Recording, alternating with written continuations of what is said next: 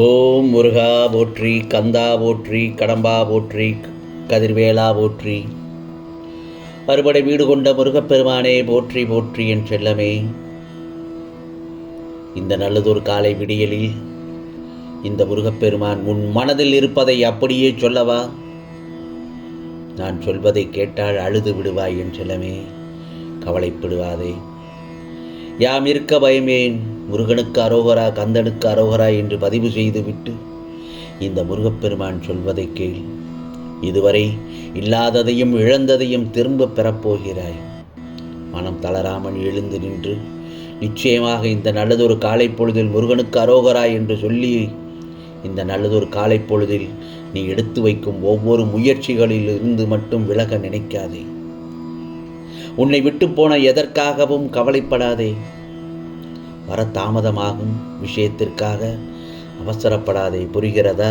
முக்கியமாக பதற்றத்தை கைவிடு, பதற்றத்தை விட்டுவிடு.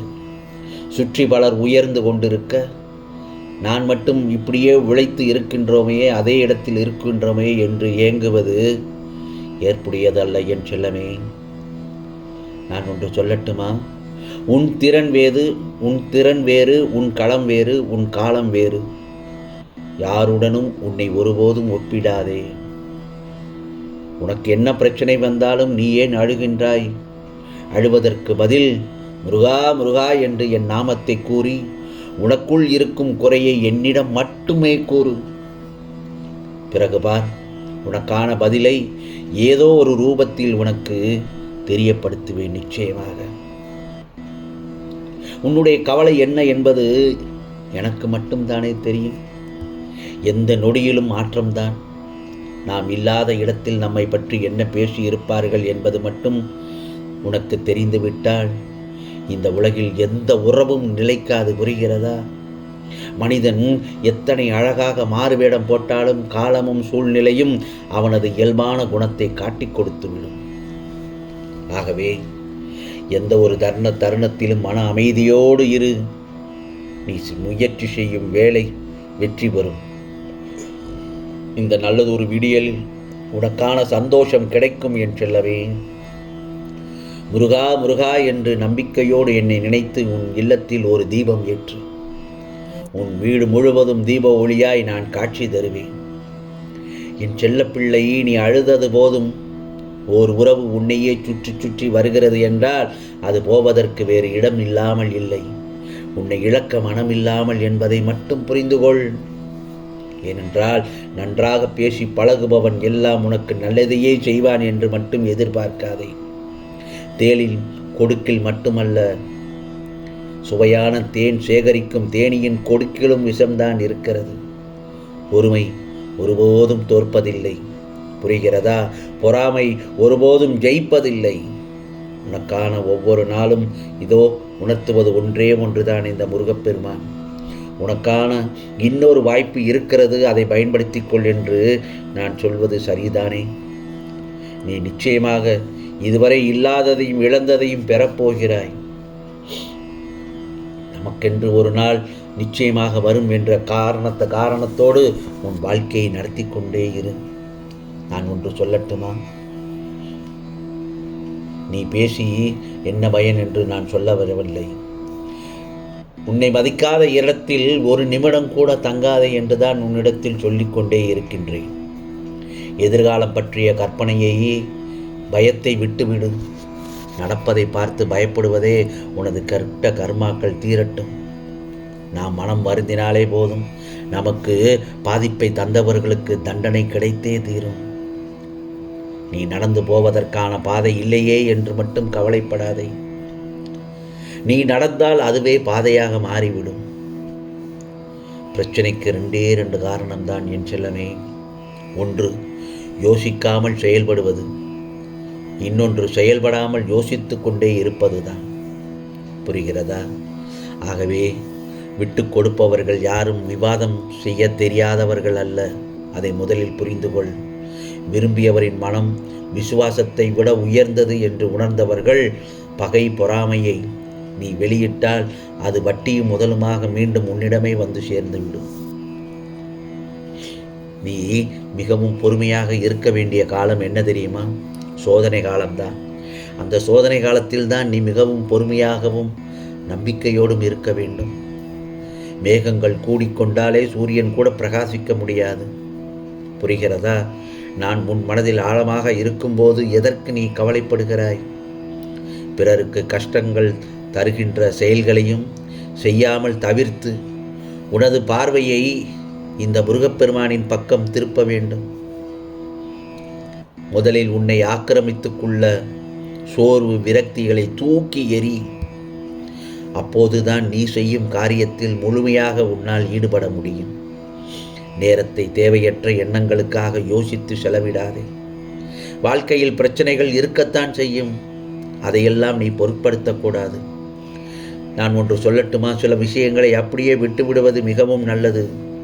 பிரச்சனைகளுக்கான தீர்வுகளும் உன்னை சுற்றித்தான் புதைந்துள்ளது. நடப்பதை பார்த்து பயந்து விடாதே என் செல்லமே. நடப்பது எல்லாம் நன்மைக்கே என்று எடுத்துக்கொள். நீ கட்டாயம் செய்ய வேண்டிய ஒன்றே ஒன்றுதான். எண்ணம் போல வாழ்க்கை என்று சொல்வார்கள். எண்ணங்கள் உயர்வாக இருக்கும் பட்சத்தில் உனக்கு எந்த கவலையும் வேண்டாம். வான் நோக்கி உன் எண்ணங்களை வளர்த்துக்கொள். வான் நோக்கி உன் எண்ணங்களை வளர்த்துக்கொள். வலிமையான எண்ணங்களை மட்டும் எப்போதும் மனதில் வைத்துக்கொள். மனதளவில் இருக்கும் தைரியமே எது நடந்தாலும் சமாளித்துக் கொள்ளும் பக்குவத்தை உனக்கு கொடுத்துவிடும். புரிகிறதா என் செல்லமே? ஆகவே நம்பிக்கையோடு நீ செய்கின்ற ஒவ்வொரு காரியங்களும் உனக்கு நல்ல பலனை கொடுக்கும் என்பதில் சந்தேகமே இல்லை. வாழ்க்கையில் நிறைய சோதனைகளையும் வேதனைகளையும் சந்தித்த மனிதனே பெரிதாக சாதித்திருக்கிறான் என்பது வரலாற்றில் இருக்கிறது. உனக்கு எதிராக யார் எதை செய்தாலும் அவர்களை கடிந்து கொள்ளாதே. உன்னை பேசியதன் பலனை நிச்சயமாக அவன் அனுபவிப்பான்.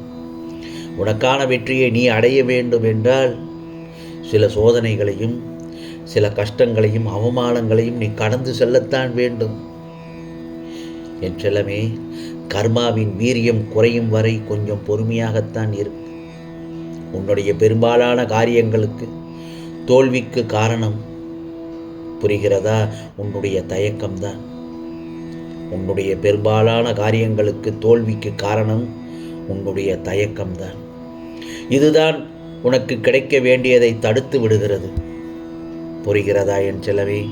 எதையும் விடாமுயற்சி செய். நிச்சயமாக அதற்குண்டான கைதட்டல் கிடைக்கும். உழைப்புக்கேற்ற ஊதியம் நிச்சயமாக கிடைக்கும். முருகா முருகா என்று என் பாதங்களை இறுக பற்றிக்கொள். உன் பாவங்களை நான் போக்குகிறேன். அதிர்ஷ்டம் உள்ளவர்களுக்கும் பாவங்கள் நீங்க பெற்றவர்களுக்கும் என்னை வழிபடும்போது நிச்சயமாக கிட்டுகிறது. நீ கட்டாயம் செய்ய வேண்டியது ஒன்றே ஒன்றுதான். செவ்வாய் வெள்ளிக்கிழமைகளில் என்னுடைய ஆலயத்திற்கு வந்து ஒரு தீபம் ஏற்றி உன்னால் முடிந்த அளவு ஒரு 6 பேருக்கு அன்னதானம் செய், அல்லது அவர்களுக்கு ஏதேனும் உதவி செய். வயிறார சாப்பாடு போடு. நிச்சயமாக உனது எண்ணங்கள் எல்லாம் நிறைவேறும். நல்ல பலன் தரும். இது என்னுடைய அனுபவத்திலும் நடந்த ஒன்றுதான் என்று பல பேர் சொல்லியிருக்கிறார்கள். வாழ்வில் ஒருவனுக்கு வரும் மேலோங்கிய நேரத்தில் அவனுக்கு எல்லாமே உயர்வாகத்தான் இருக்கும். அதேபோல மேலே ஏறிய அடிகள் மீண்டும் கீழே நோக்கி அடிகளை வரத்தான் செய்ய வேண்டும். வாழ்வில் உயர்வு தாழ்வு என்பது யதார்த்தமானது தான். புரிகிறதா? அதனால்தான் அதை புரிந்து நீ எடுக்கும் அடிகளில் உன் பலத்தை சோதிக்கும் அளவிற்கு கஷ்டங்கள் வந்தாலும் அதை தாண்டி பல அடிகளை எடுத்துத்தான் வைக்க வேண்டும். வாழ்கின்ற வாழ்க்கை ஒரு வட்டத்தின் வடிவம்தான். நாம் வாழ்கின்ற வாழ்க்கை ஒரு வட்டத்தின் வடிவம்தான். அதனுள் நமக்கு நாம் இட்டுக்கொள்ளும் அளவுகோல் என்பது நம்மை எச்சரிக்கை செய்யும் அபாயமணிதான்.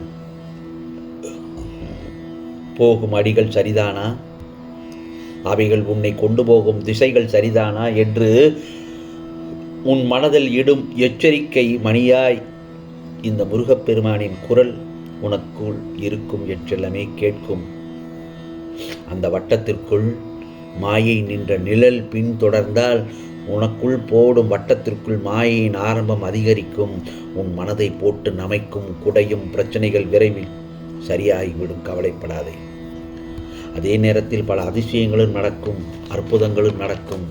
சின்ன சின்ன விஷயங்கள் உனக்கு நல்லதொரு சந்தோஷத்தை உருவாக்கி கொடுக்கும்.